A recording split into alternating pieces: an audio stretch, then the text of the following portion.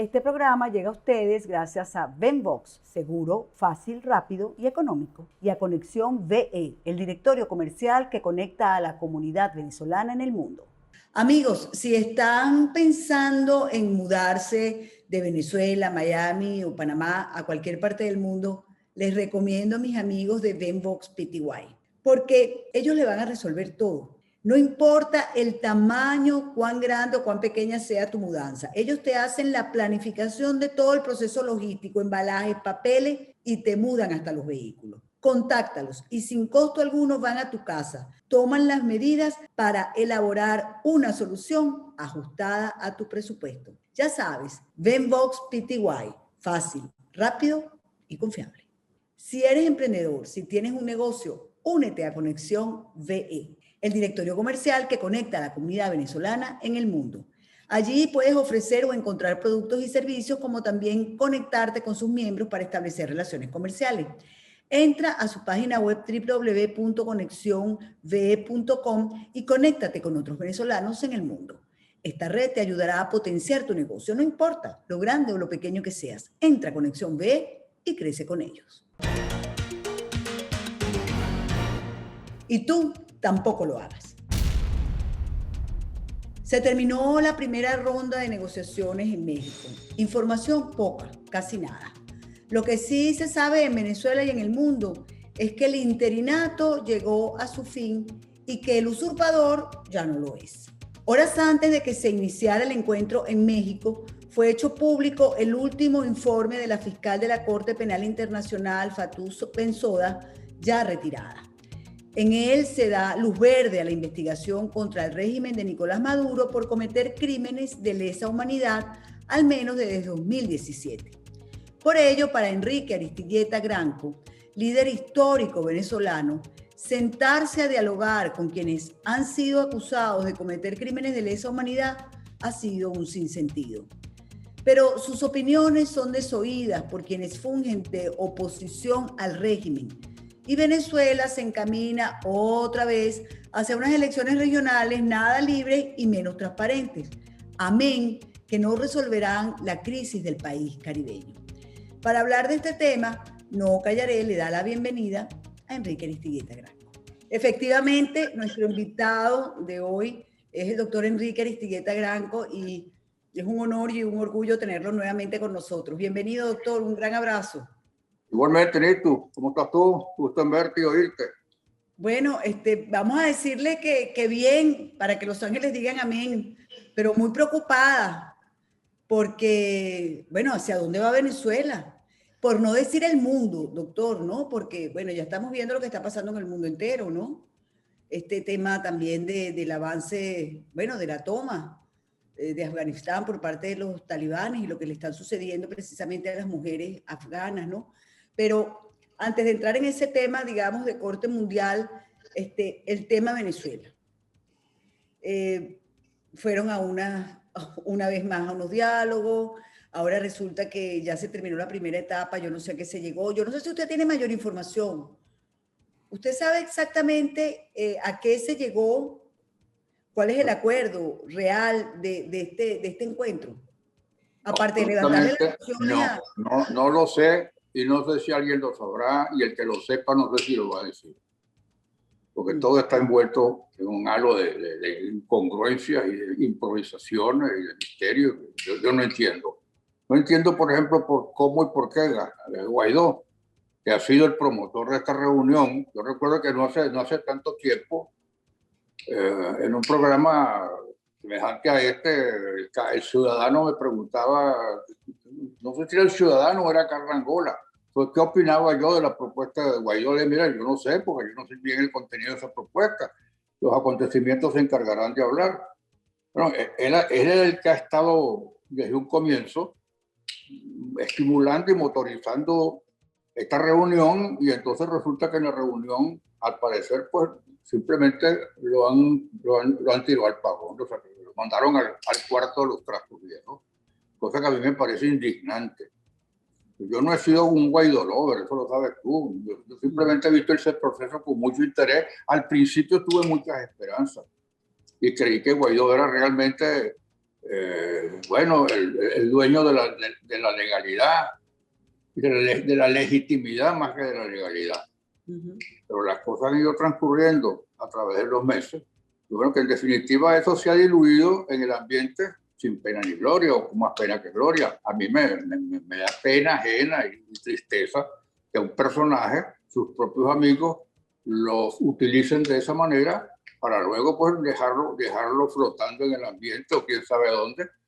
Y ya, y no se dice más nada y no hay ninguna explicación. Pero eso es cruel, si podemos ver, ¿no? Eso es lo que indica es un gran menosprecio por los compañeros, por los amigos, por el ser humano. Así no se puede actuar. Yo creo que eso, hasta ahora, es lo que yo veo.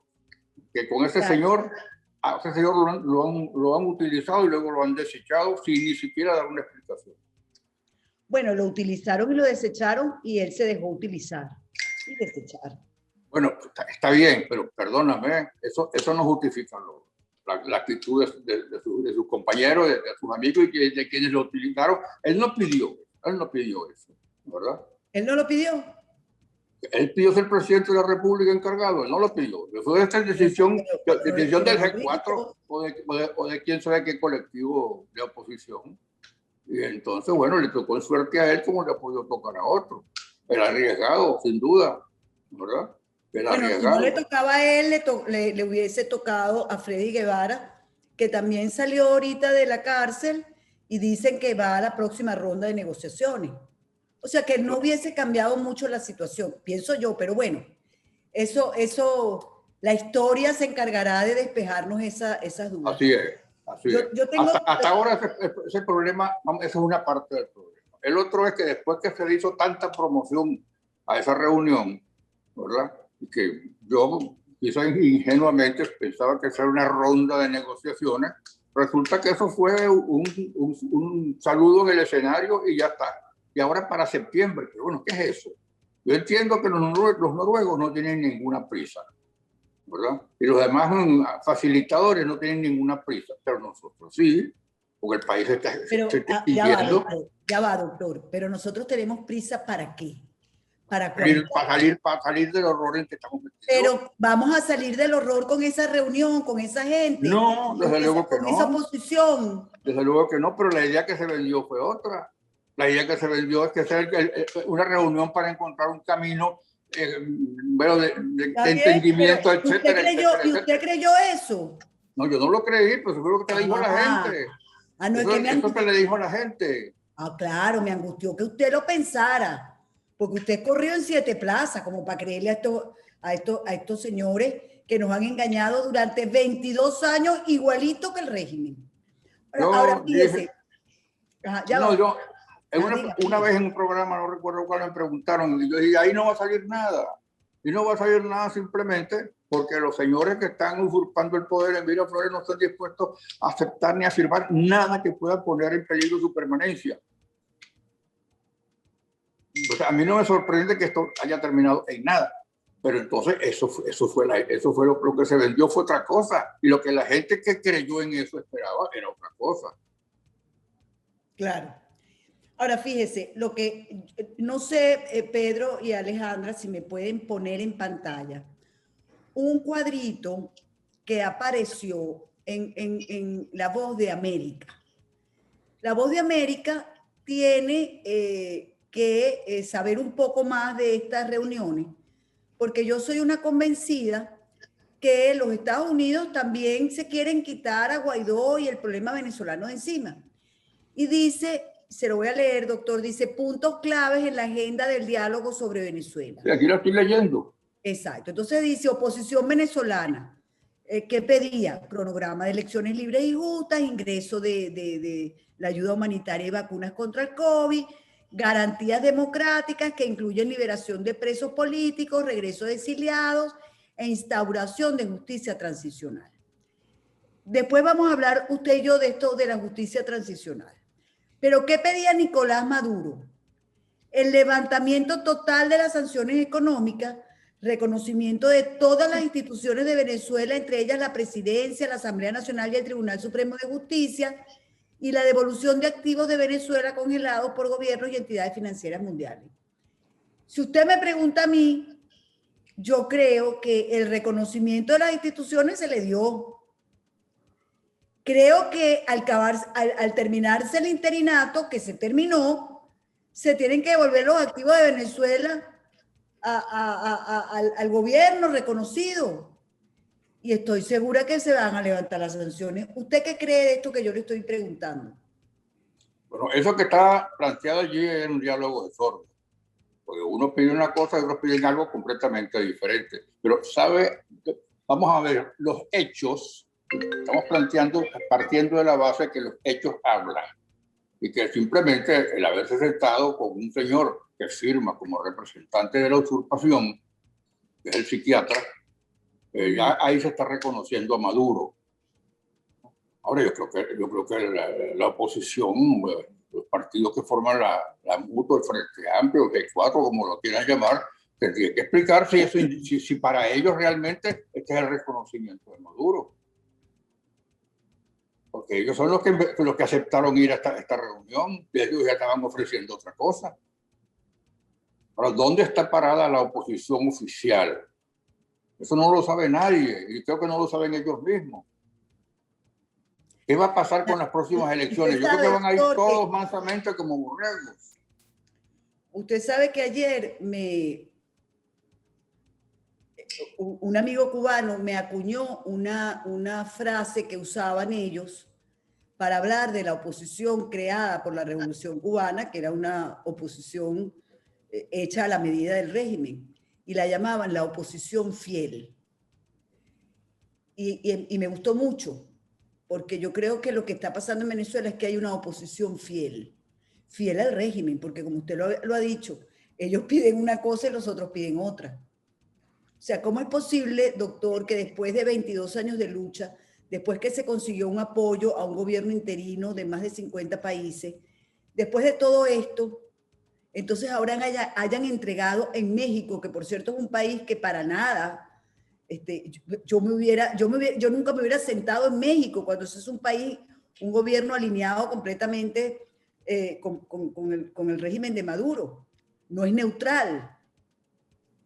Y además se sientan con un noruego, en representación del gobierno noruego, que fue el mismo que estuvo sentado en la mesa con la FARC y que hicieron ese acuerdo de paz, que fue terrible para Colombia, que ya vemos las consecuencias de eso, ¿no? Entonces, exactamente. Es el primer error, haber aceptado sentarse en un país enemigo de la oposición o enemigo de la mayoría de los venezolanos. Ya sabemos quién es López Obrador. Ahora, ¿cómo es posible que todo eso no se les haya pasado por la mente? Yo pensé que allí iba a haber alguien más. Decían que iba a haber alguien más, no solamente este representante o este facilitador de Noruega, y que se iban a reunir a conversar. Esa fue la idea que se vendió. Pero es que no hubo nada de eso. Simplemente estuvieron allí presentes, cada uno expuso su lista pues, de aspiraciones y adiós hasta septiembre. ¿Pero qué es eso? Eso es una burla. Eso es una falta de seriedad. ¿Tú has visto algún comunicado, alguna manifestación de estos señores que son los opositores, vamos a decir, reconocidos internacionalmente, que han mantenido pues la ficción esta del interinato? ¿Han dicho algo? Ellos han explicado qué fue lo que pasó allí, porque yo creo que ellos tienen una obligación frente al país. Esto no es una cosa para el consumo interno de ellos. Yo lo único que oigo es que si hay unos que se fueron en una cola con Jorge Rodríguez, en un avión, que si otros pagaron su pasaje. Yo la verdad que yo todavía, usted me pregunta, doctor, y yo no sé si Carlos Vecchio entró o no entró a la reunión. O sea, es más, dicen que no hubo reunión, que no hubo careo. No hubo reunión, pues es que lo que se vendió fue una reunión. Ajá. Y no hubo tal reunión. Lo que hubo fue simplemente que un bando le dijo en el oído al noruego lo que quería, y el otro bando le dijo al noruego también lo que aspiraba, que fue lo que tú me pusiste primero. Pero después se montaron en un avión y se fueron juntos a Venezuela. Y se fueron. Y entonces, ¿qué pasa? Que el noruego le va a decir a A lo que dijo B y a B lo que dijo A. Doctor. Los noruegos no tienen prisa. Pero doctor, se fueron juntos en un avión, le pidieron la cola. La oposición leal y fiel al régimen le pidió la cola a Jorge Rodríguez. Entonces las caras se las vieron, estuvieron en un vuelo conversando. ¿Se reunieron en el avión entonces? Bueno, bueno, en el avión se reunieron, ahí estaban. Bueno. Ahora, ¿usted cree, de verdad, dígame una cosa, qué guachafita es esta? Mira, chico, eso no es serio. Bueno, eso no es serio, sencillamente. Estamos en manos de una gente que no es seria. Y me da tristeza porque, bueno, vale, la gente creyó en ellos. Y con toda esta cosa de la asamblea y la designación de Guaidó, bueno, parecía que habían encontrado un camino y que ese camino tenía por una continuidad, pero no ha sido así. Esto ha sido carrera de caballo y parada de burro. Ahora, doctor, ante este desastre que se veía venir y que por supuesto lo que le hicimos fue darle largas, el país queda nuevamente huérfano de liderazgo. Por supuesto. Se necesita un liderazgo. Por supuesto. Y hay personas en el país que pueden formar parte de una alianza. Yo hablo de una alianza, porque es que definitivamente los opositores de verdad, los que no son leales al régimen, los que no son, como dice Daniel Lara, falsarios y prostibularios, los de verdad, los que quieren libertad, quieren un país en progreso, etcétera, etcétera, somos la mayoría. Ahora necesitamos una conducción y un liderazgo amplio, generoso, genuino. Y yo le debo confesar que hace unos días escribí para la Gaceta un artículo en los cuales entre esos los mencioné a usted. Mencioné a María Corina Machado, mencioné al doctor Diego Arria, a Humberto Calderón Berti, a Asdrúbal Aguiar, por solo mencionar algunos. Ahora, a eso hay que llegar, doctor. ¿Perdón? Que a eso hay que llegar. Esta gente claro no puede seguir, nosotros no podemos seguir perdiendo el tiempo en lo que va a hablar Jorge Rodríguez con Gerardo Blay, por Dios. A nadie le importa, ni Gerardo Blay, ni Aquiles Moreno, ni el del señor Enrique. Eso se acabó. Guaidó se acabó. Leopoldo López se acabó. Capriles se acabó. Si nos traicionaron, doctor. Bueno, sí, pero en algún momento ellos tendrán que explicar qué es lo que han hecho. A mí no me importan ya las explicaciones. Yo voy de aquí para adelante. ¿Qué hacemos? Bueno, lo primero que hay que hacer es tratar de construir esa nueva oposición, esa oposición alternativa. Ahora, ellos tenían una serie de haces de las barajas en la mano, ¿no? Tenían una asamblea, pero tenían una presidencia interina reconocida por 60 países. Todo eso se fue al diablo. Claro, pero que hay que obligarlos a que ellos digan, bueno, aquí hemos llegado a esta realidad, ni siquiera esta conclusión, a esta realidad. ¿Qué va a pasar ahora con la asamblea? Van a decir? ¿Qué va a pasar con la asamblea del 2015? Pero doctor, ¿qué más van a decir si nos traicionaron? Doctor, son unos traidores. Ellos todavía están fungiendo de jefes de la oposición. Todavía hay una oposición oficial, entre comillas, en Venezuela. Entonces se lo pongo... No, yo no tengo que esperar que ellos hablen y traten de explicar. No tiene que ir trabajando. Okay. ¿Verdad? Pero hay que emplazarlo para que yo le dé una explicación al país. ¿Verdad? Bueno, no sé, yo como soy una persona que trabaja mucho por indicios, y cuando yo veo que una persona hace una cosa y vuelve a hacer otra y otra y otra, y siempre es la misma cosa para obtener el mismo resultado, mi observación, los indicios que tengo me dicen que trabajan para el régimen y no para el pueblo venezolano. Esos son mis indicios. O sea, yo no necesito que Guaidó venga y me lo diga. Yo sé que es así. Una gente que no da explicaciones de dónde están los dineros, qué se hizo con la ayuda humanitaria, qué se hizo con el dinero de la USAID. O sea, que no explicaron nada. Que un señor lo agarraron en un sitio de esos, en un hotel con unas mujeres, que se le murió otro y nadie explicó nada. doctor, eso deja muy mal sabor y es muy feo, y eso no es serio, y eso, con eso no podíamos llegar a ninguna parte. Y después usted escucha que si la familia de uno vive muy bien en tal lado y la familia del otro, mientras tanto el pueblo venezolano depauperado. Entonces, bueno, fíjese que ahí piden, entre las cosas que supuestamente pidieron fue el excarcelamiento de los presos políticos, pero el único que salió fue Freddy Guevara. Y los cientos de militares que están ahí, nadie aboga por ellos. Bueno, esas son cosas de conocimiento público. De conocimiento público. Y yo creo que hay que tratar de estructurar esa nueva oposición. Sobre otros planteamientos, sobre otra manera de actuar, sobre otra manera de buscar una solución. Eso no es fácil en este instante, ¿no? Hay que ver el desencanto que tiene la gente, la orfandad en que está la gente y lo mal que está la gente en Venezuela. Bien, esta situación es catastrófica y a eso se suma que ahora, pues, entonces, el que era el defensor de los derechos del mundo libre y de la democracia, la gran potencia que era la que nos amparaba a todos los que estábamos combatiendo el totalitarismo comunista y el fundamentalismo, que también parece que simplemente pues colgó los guantes. La situación es muy, muy seria, es muy grave, desde el punto de vista interno y desde el punto de vista externo. Y hay una serie de imponderables y no sabemos exactamente por dónde van a ir las cosas, ¿no? ¿Qué curso van a tomar las aguas? Ahora, rendirse jamás. Yo nunca he pensado en rendirme, ¿no? Eso lo vengo diciendo hace mucho tiempo. Yo veré qué puedo aportar, qué puedo hacer. Ahora, doctor, fíjese.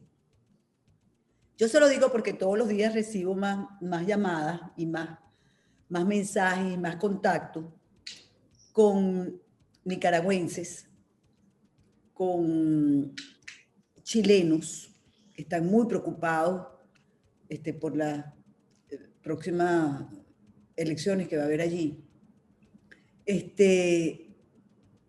con colombianos preocupados. Entonces yo digo, miren, sí, es verdad, no tenemos ya el policía del mundo decidió no serlo, el imperio decidió que no quería ser más imperio, y que, bueno, que el mundo occidental, si se lo llevan por delante, pues que se lo lleven, pero nosotros, yo creo que todas estas personas que le he mencionado, estas nacionalidades, estamos muy preocupados por nuestra región, y probablemente si nos unimos, porque yo le hablé de una alianza nacional, pero tiene que haber una alianza internacional. Vamos a empezar regional. Yo creo que sí, es más, yo vengo diciendo desde cierto tiempo, y yo sé que me van a caer encima, si no lo están haciendo, que la democracia hay que repensarla, porque no puede ser que uno permita tranquilamente, o si se tratara pues de gente honorable, que los que quieren acabar con la democracia, destruir los países, implantar un total totalitarismo, tengan las mismas posibilidades de acceder al poder que los que quieran continuar viviendo en democracia. La democracia, con todos sus errores, sus defectos, ¿verdad?, es el mejor de los sistemas que es diseñado el ser humano. Y los 40 años de democracia venezolana está comprobado con cifras que fueron los mejores 40 años de la historia de Venezuela. Sin desconocer que hubo algunos gobiernos anteriores que hicieron bastante por el país, pero esa conjunción entre el respeto a los derechos humanos, el voto efectivo, y junto con la creación de un país y la ejecución de obras, eso se consiguió en los 40 años. Que se cometieron errores, se cometieron muchos errores, pero la democracia tiene la suerte que es perfectible. Ahora, yo conversé con usted hace poco sobre eso, porque me llamó la atención cuando lo escuché, hablar de que la democracia hay que repensarla.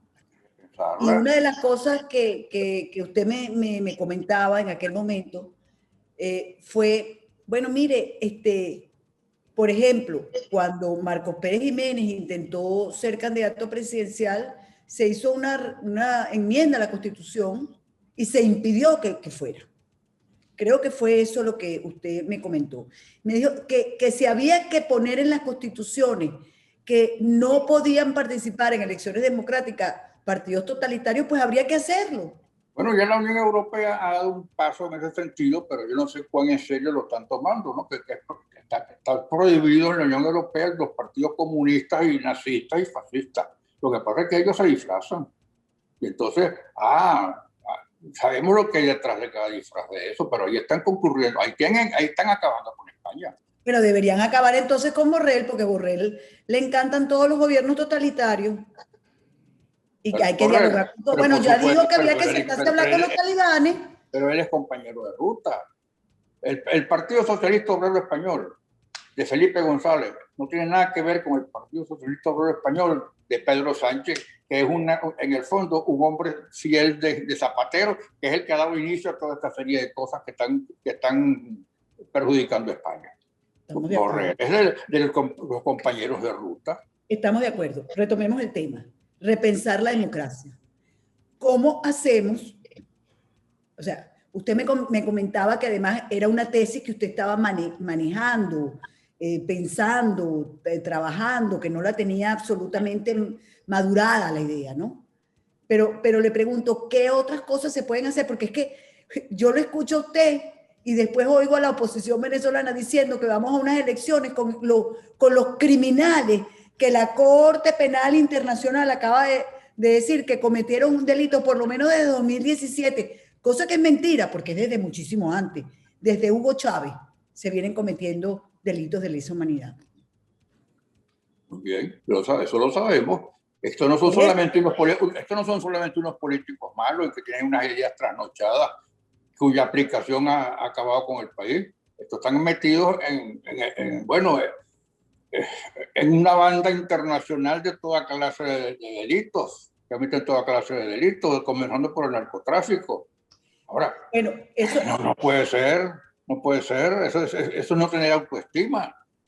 Ese es otro tema, fíjese, porque por ejemplo yo le escuché a unos expertos a quien entrevistó Maybor Petit en estos días, hablar de que antes de que los talibanes llegaran a Kabul, ya el canciller chino, si mal no recuerdo, se había reunido con anterioridad, creo que en el mes de julio, con las cabecillas de los talibanes para conversar sobre acuerdos comerciales. No habían todavía llegado, pero ya se estaban acordando con ellos. Por lo tanto, de ahí se desprende que el gobierno chino pues debe haber ayudado mucho a estos señores en estos tiempos. El tema es que estos especialistas se preguntaban ¿con qué va a pagar el gobierno talibán? ¿Con qué moneda? Con dólares, no creo, decían ellos. Con euros tampoco. Y entonces uno de ellos decía, con droga. Claro, con droga. Porque supuesto, esto no es sino con heroína, internacional del narcotráfico. Con heroína, ¿verdad? ¿Por qué? Porque además los chinos saben que eso está corroyendo a las juventudes de Occidente, porque cada vez se es más tolerante con el consumo de drogas, como se es más tolerante con muchas cosas, ¿no? Que están incidiendo y están corroyendo las bases de la cultura occidental, que ha sido la cultura más importante de los siglos, la que ha llevado al hombre al espacio. Eso no se consiguió a través del socialismo, sino a través de la libertad, de la democracia, del trabajo, ¿no? Si tú quieres, de una forma de entender el liberalismo y la socialdemocracia, que se pusieron de acuerdo de repente en muchos aspectos. La socialdemocracia y agrego el socialcristianismo, que es una cosa parecida, pero partiendo de unas bases distintas, que es el respeto a la dignidad de la persona humana. Hay muchos puntos en común y en que se encuentran, ¿no?, la socialdemocracia con la democracia cristiana y con el neoliberalismo. Y eso no hay por qué ocultarlo, no hay por qué avergonzarse de decirlo, porque eso es mejor que el socialismo, el mal llamado socialismo, que es el totalitarismo comunista. Además, en este caso, en esta época del siglo, pues, además, en alianza con el tráfico de droga y con la disolución de los valores de la sociedad, de esa sociedad que ha conseguido esos alcances, ¿verdad?, en el bienestar del ser humano. Estamos en un momento muy difícil nacional e internacionalmente y mundialmente. por lo menos en Occidente. Para los chinos quizás sea muy bueno lo que ellos quieren, porque ellos no dejan entrar a los fundamentalistas allá. Ellos tienen una provincia que es mayoritariamente musulmana, pero les dan durísimo. Les dan durísimo. Los chinos tienen chinos musulmanes. Ahora, ellos no tienen ningún límite, ni ningún... Vamos, no les importa hacer lo que sea. ¿Por qué? Porque no son un gobierno democrático, ellos no tienen que rendirle cuentas a nadie. La China es un gobierno que, como me decía a mí un embajador chino, ellos tienen una economía socialista de mercado. Pero aparte de la economía, ¿no?, que es de mercado, todo lo demás es una dictadura totalitaria. A mí se me asemeja mucho el régimen chino al régimen de los nazis, que tenía una economía de mercado y tiene en todo lo demás hay un control absoluto del gobierno, del régimen. Inclusive las empresas, si las mandaban a fabricar aviones, fabricaban aviones, si las mandaban a fabricar cañones, fabricaban cañones. Le pagaban su trabajo, le pagaban a los dueños. Pero tenían que hacer lo que el Estado dijera, porque si no, se iban por campo de concentración. En la China sí hay un liberalismo salvaje, un capitalismo salvaje, ¿comprendes? Pero siempre bajo la vigilancia de un régimen totalitario, con un partido único. Yo conozco China, doctor, tuve la oportunidad de viajar y la verdad es que yo nunca había visto un consumismo más salvaje que el consumismo de China. Nunca había visto un confort más gigante, más grande que el confort chino. Las construcciones son realmente majestuosas. Faraónicas. Las autopistas son de 6 canales de ida y 6 canales de venida. La limpieza es absoluta. El metro es una cosa sensacionalmente hermosa.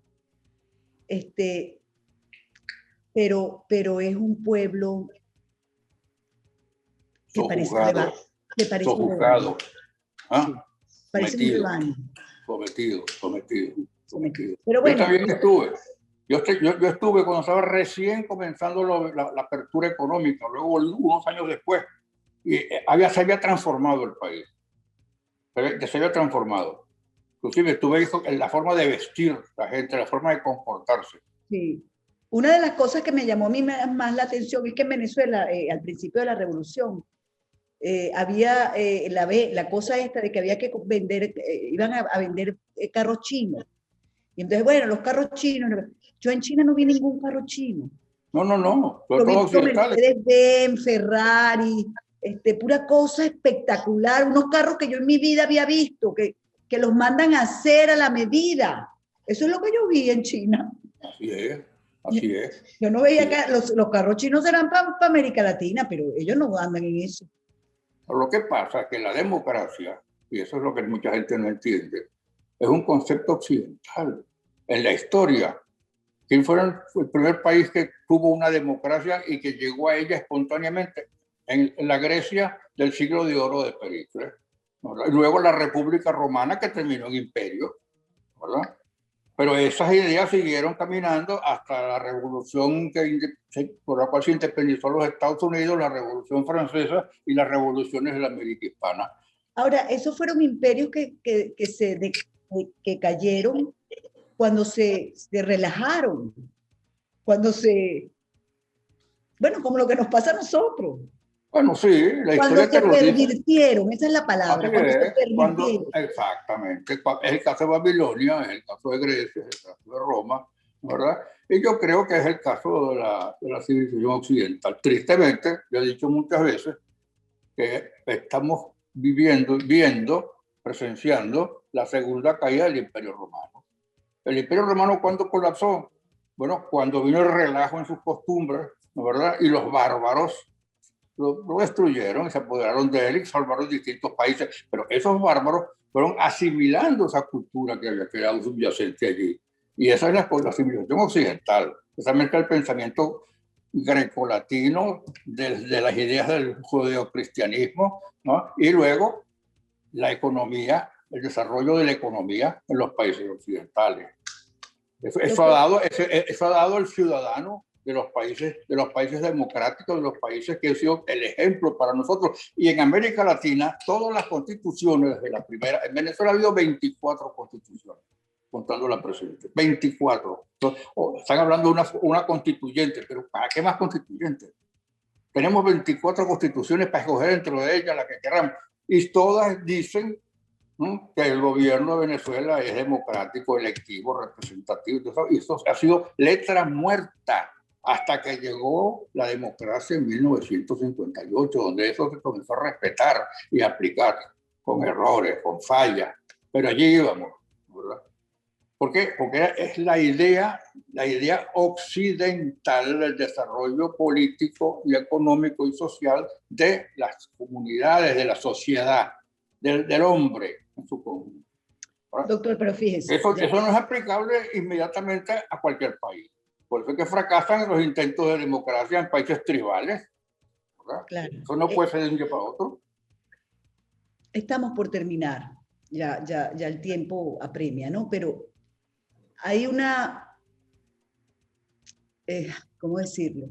Hay una impresión, hay una percepción, hay una preocupación en el mundo entero, porque lo que ha pasado con los talibanes podría, y que humilló sin duda alguna a los Estados Unidos, luego de las declaraciones, no sé si usted las vio, de Joe Biden en julio apenas, donde decía que no, que los talibanes no iban a llegar a Kabul, que no, que eso estaba todo controlado. Bueno, ya estamos viendo lo que pasó. Pero además diciendo él que, bueno, que ellos no van a hacer nada, que ellos lo único que van a hacer es tratar de sacar a la gente de ellos que está ahí, más nada. Es decir, nosotros no vamos a defender a las cientos de miles de mujeres que están diciendo, estoy esperando que vengan a matarme. Ya hemos visto las imágenes, le han dado la vuelta al mundo. Y digamos que los musulmanes han dicho que ellos van a ser la potencia en el mundo porque ellos se multiplican y que ellos van a tomar al mundo entero. El cristianismo será acabado. Yo le pregunto, porque usted a usted le encanta la historia y lee, y bueno, ha sido cronista, escribe, sabe de eso. ¿Puede pasar esto? Mira, yo creo que desgraciadamente es cuestión de tiempo. Porque el buenismo, porque una de las cosas que trae el bienestar y la vida en confort y desarrollo, nos lleva a ser tolerantes. Pero no se debe ser tolerantes hasta el extremo de dejar que la gente que quiere destruir esos valores, de repente se introduzca en un país y poco a poco llega a ser la mayoría. Eso lo dijo Oriana Folacha hace tiempo, ¿no? Y está pasando. Está pasando cuestión de tiempo para que el Islam sea mayoría en muchos países de Europa. Y pongan a las europeas, a las feminazis, andar con su burka por la calle. Eso yo no lo voy a ver, pero yo no descarto que eso pueda ocurrir, ¿no? Pareciera. ¿Y no podría ocurrir un despertar, por ejemplo, en este mundo occidental? Mira, debería. Todo depende, ¿no?, de cómo están entonces esas reservas, ¿verdad? El Occidente hasta ahora está retrocediendo y sigue aplicando el buenismo y dejando que venga gente que quiera destruir su cultura. Pero bueno, ya... ¿Y la Iglesia Católica, doctor? ¿Perdón? La Iglesia Católica, por ejemplo. ¿Qué pasa? Porque la Iglesia Católica con todo todavía es un bastión. Porque yo creo que, bueno, la actitud del actual Papa, que a muchos no nos convence, y no estoy hablando de los dogmas, de la parte religiosa, estoy hablando de su conducta frente a los grupos políticos y sociales que están justamente tratando de destruir las bases de la Iglesia Católica, ¿no? Yo pienso que si no reacciona la sociedad occidental, y si no reacciona la Iglesia Católica, ahora es cuestión de tiempo nada más. Cuestión de tiempo. Ya una vez Europa en la época grecorromana llegó a un auge, un esplendor extraordinario sobre las bases de nuestra cultura actual, y de repente, bueno, colapsó aquello, ¿verdad? Y pasamos 10 siglos 10 siglos en lo que se llamó la Edad Media, ¿no? Reconstruyendo las ideas y tratando de volver a reconstruir lo que ya ha quedado de aquello. Bueno, fue exitosa la tarea, porque gracias a eso se ha llegado a la luna y se ha llegado a dar mejor calidad de vida a la gente. Pero también eso puede colapsar, eso puede destruirse. No es que yo lo desee, ni mucho menos, porque yo estoy vivo gracias a eso. Claro. Si hubiera nacido unas décadas antes, yo no estuviera aquí contigo. Vamos, figuradamente, yo me hubiera muerto ya de alguna de las enfermedades. Yo sufrí cáncer, me operaron de cáncer. 10 años antes, 20 años antes, yo posiblemente no hubiera sobrevivido, ¿no? Bueno, aquí estoy, ¿verdad? Y bueno, y pienso seguir, mientras tenga fuerza. Amén. Y mientras tenga las ideas más o menos claras. Bueno, porque lamento no tener una vara mágica para arreglar ciertas cosas. ¿Qué sería lo primero que arreglaría si tuviera una vara mágica? No, lo primero que arreglaría sería mi país. Porque me duele mucho. ¿Tú sabes por qué, Nito? Porque yo nací más o menos un poquito antes de la muerte de Gómez.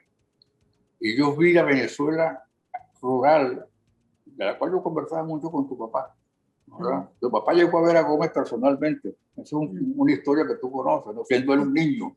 Y la Venezuela que vino con López Contreras, con Medina y con todo lo que vino después, inclusive con Pérez Jiménez.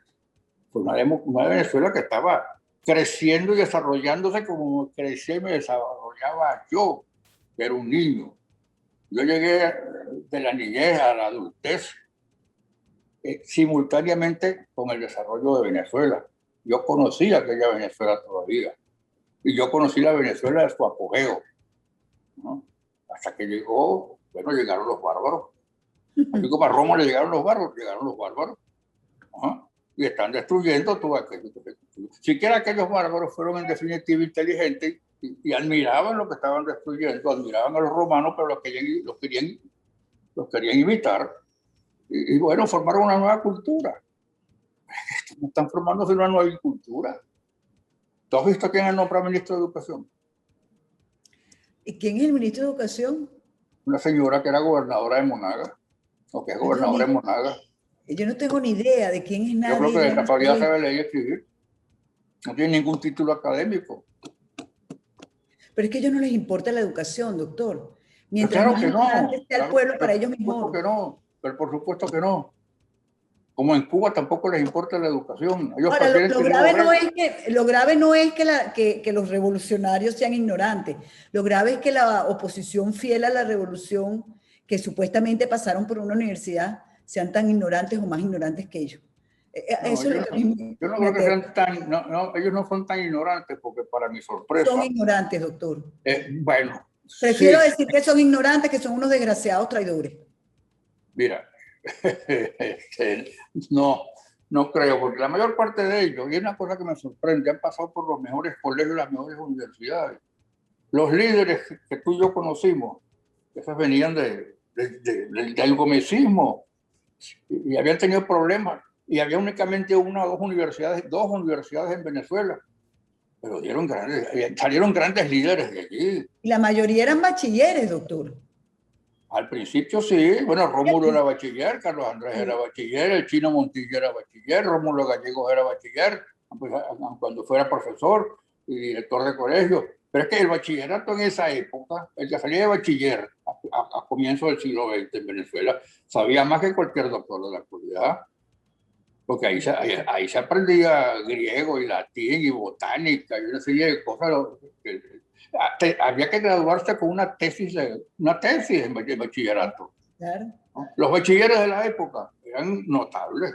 Bueno, eso afortunadamente se fue modificando y luego Venezuela tuvo, mira, el desarrollo de las universidades en Venezuela y una cantera de universitarios, una cantera. Cuando yo me gradué de bachiller, Nito, en el año 52, habían 3 universidades en Venezuela: Caracas, Maracaibo y Mérida. ¿Cuántas universidades había cuando llegó el gorila de Sabaneta?